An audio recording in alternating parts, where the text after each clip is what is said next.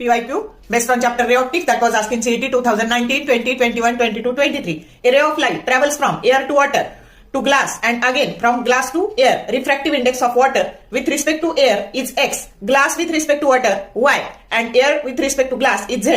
Which one of the following is correct? Option A, x into z that is equal to y. B, x into y into z that is equal to 1. C, x into y that is equal to z. And option D, y into z that is equal to x.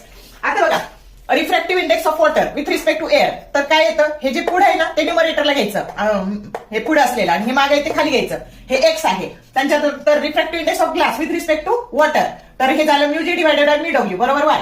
आता refractive index of air with respect to glass that is equal to mu a divided by mu g that is equal to z. याचं multiplication करा, बघा बरं सगळं cancel होईल. Mu डब्ल्यू cancel झालं, mu g cancel झालं, म्यू ए कॅन्सल झालं, आणि 1 आलं. X into y into z that is equal to 1. That is correct option B. For more useful tips and tricks keep watching wings of physics. Thank you very much.